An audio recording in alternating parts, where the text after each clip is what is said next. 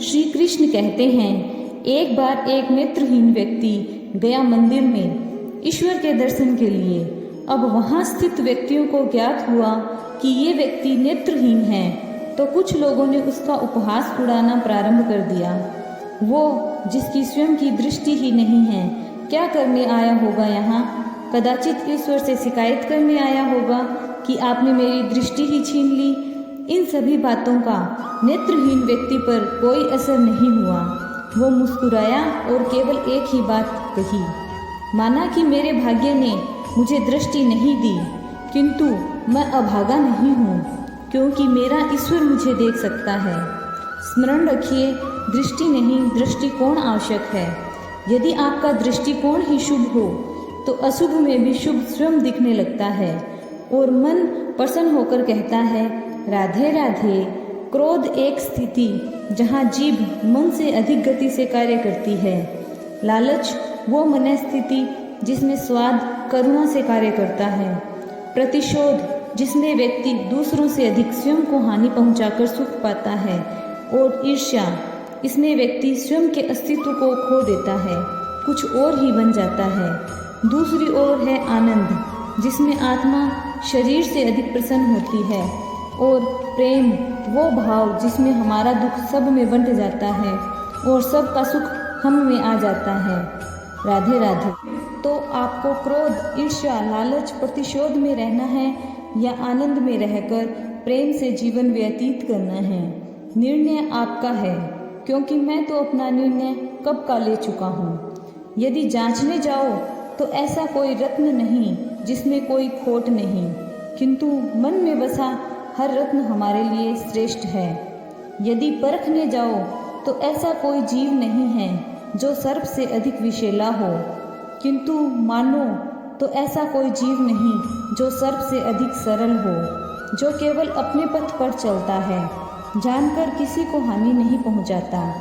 इसी प्रकार मनुष्य को परखने जाओगे तो वो गुणवान नहीं लगेगा, किंतु मानो तो प्रत्येक मनुष्य में कोई न कोई गुण अवश्य होता है।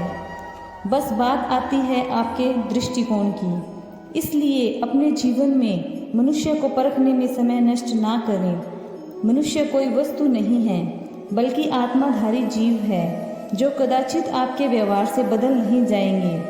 पराये भी आपको अपना मानकर गले लगाते हैं, तो बस प्रेम के भाव को ऊपर रखें। मनुष्य एक सामाजिक प्राणी है।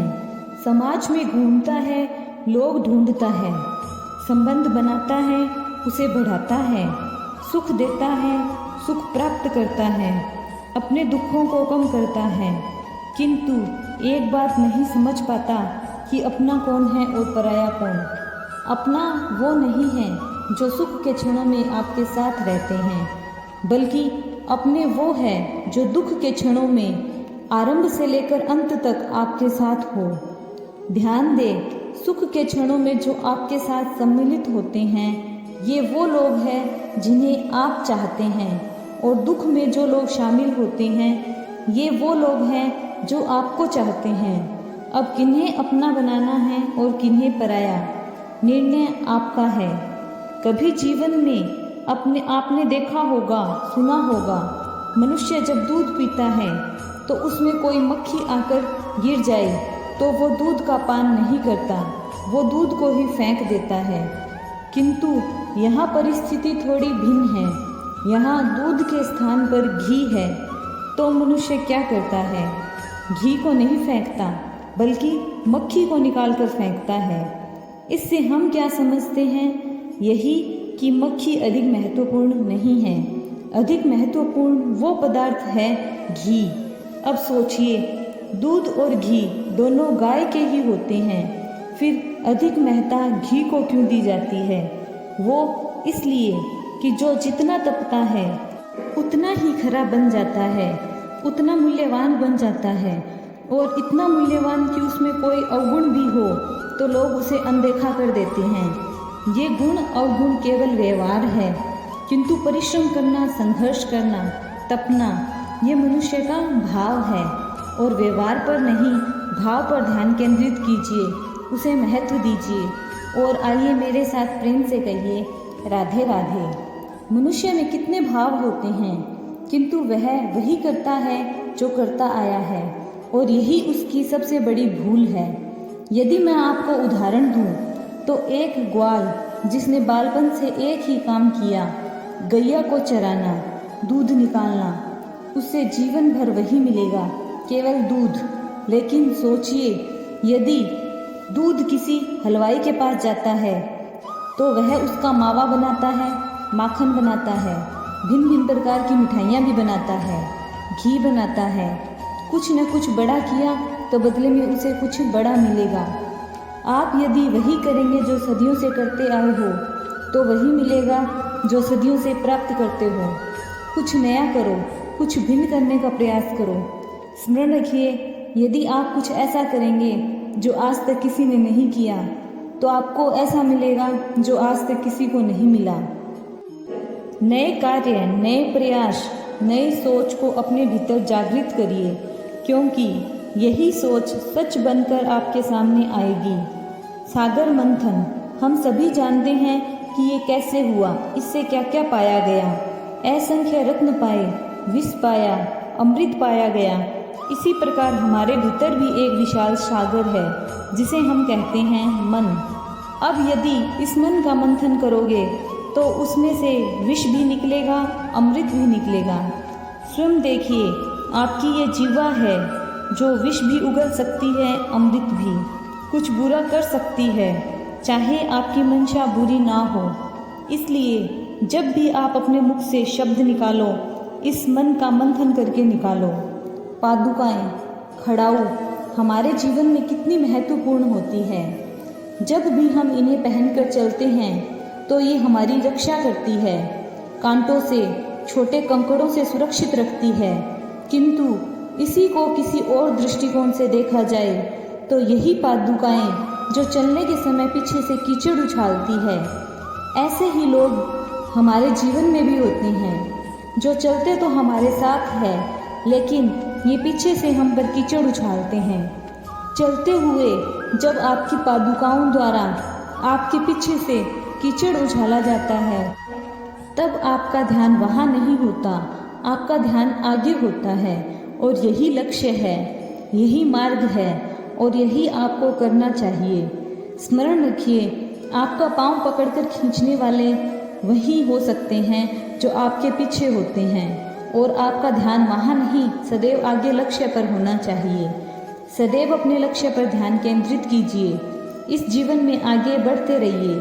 क्या आपने कभी वृक्ष पर पत्थर फेंके हैं? आज नहीं तो कभी न कभी बालपन में तो फेंके ही होंगे। आज भी बालक यही करते हैं। किंतु क्या कभी आपने सोचा कि उन्हीं वृक्ष पर पत्थर फेंके जाते हैं जिन पर फल लगते हैं? कोई साधारण या फलहीन वृक्ष पर इतने पत्थर नहीं फेंके जाते। कारण साफ है, हमें खाने होते हैं फल। उन्हें प्राप्त करने के लिए हम पत्थरों को पेड़ पर फेंकते हैं और फल प्राप्त करने का प्रयास करते हैं। दूसरी ओर ये वृक्ष पत्थरों के रूप में विरोध को सहन करता है, फिर भी वही बना रहता है जो सदैव से था, हमें फल देता रहता है, तो वो हमारे लिए मूल्यवान होता है। स्मरण रखिएगा, ऐसे ही कई लोग आपके जीवन में भी आएंगे, कदाचित है भी, जो आपका विरोध करते हैं, आपके जीवन में संकट लाते हैं, किंतु आपका ध्यान वहाँ पर नहीं होना चाहिए। एक महत्वपूर्ण बात यह है जो आपको स्मरण रखनी है, उन्हीं वृक्षों पर पत्थर फेंके जाते हैं जिन पर फल लगते हैं, जो मूल्यवान हो। कोयला भी एक विचित्र वस्तु है। श्री कृष्ण कहते हैं कि मैं इसे विचित्र इसलिए कह रहा हूँ कि ये जब गर्म हो तो आप इसे पकड़ें तो हाथ जला देता है, और अगर ठंडे कोयले को हाथ में पकड़ोगे तो ये हाथ पर कालिख लगा देता है। इसलिए दोनों ही परिस्थिति में आपको हानि अवश्य पहुंचाएगा। इसी प्रकार होते हैं बुरे लोग, बुरी संगति। ये आपके पास है तो कहीं न कहीं किसी न किसी रूप में आपको हानि पहुंचाएंगे ही। इसलिए अपने जीवन में संगत का चयन बड़ा सोच समझ के करिएगा। मनुष्य कितना शक्तिशाली होता है, मनुष्य कितना प्रतिभाशाली होता है, ये सब बताने की आवश्यकता नहीं है। सभी जानते हैं कि आज का मनुष्य चाहे तो सब कुछ कर सकता है। मनुष्य अगर चाहे तो मत्स्य की भांति तैर सकता है। मनुष्य अगर चाहे तो हिमालय का भी शीश झुका सकता है। चाहे तो सागर से रत्न निकाल सकता है और चाहे तो आकाश में पक्षियों की भांति विचरण कर सकता है। चाहे तो सब कुछ पा सकता है, परिवार, धन, संपत्ति, संबंध, सफलता।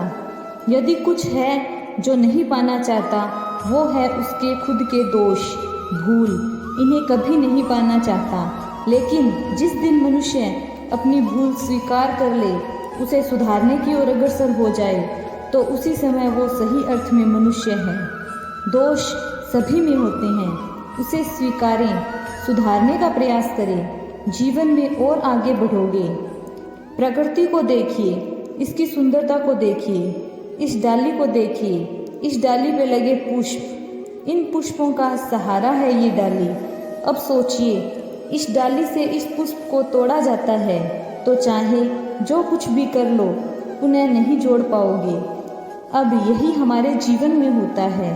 हम मनुष्य यदि कुछ पा लिया तो उसकी रक्षा करते हैं और खो दिया तो हम दुख से भर जाते हैं। अब पुनः आते हैं प्रकृति की ओर और देखते हैं प्रकृति हमें क्या सिखाती है। यदि ये पुष्प इस डाली से टूट जाता है तो ये डाली सबल रही तो कुछ ही समय में नए पुष्पों को जन्म देगी। अब यही हमारे जीवन में होगा, निश्चय होगा। इसलिए जीवन में जो खो दिया उसकी चिंता ना करें, जो पीछे छूट गया उसकी चिंता ना करें। भविष्य में हम जिसको संभाल सकते हैं, संवार सकते हैं, उस पर ध्यान केंद्रित करें। विश्वास कीजिए, इस मन रूपी डाली पर विश्वास रूपी फूल सदैव खिलते रहेंगे। और मेरे साथ प्रसन्नता से बोलिए, राधे राधे।